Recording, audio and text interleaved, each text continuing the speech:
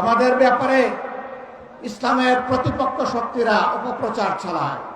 জামাতে ইসলামী ক্ষমতায় গেলে মহিলাদেরকে ঘর থেকে বের হতে দিবে না, আর যদি দেয়ও আস্তে করে এনে জোর করে একটা বুরকা পরাই দেবে। জোর করে পরানো লাগবে না।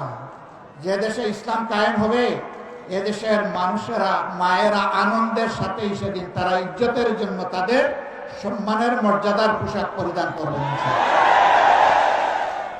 তারপরেও কোনো মা, কোনো বোন যদি এই পোশাকের বাইরে থাকেন, আমরা তাদেরকে কথা দিচ্ছি, নিশ্চয়তা দিচ্ছি, কারো উপর জোর খাটানো হবে না। কারণ এদেশে শুধু মুসলমানরা বসবাস করে না, অন্যান্য ধর্মের লোকেরাও বসবাস করে।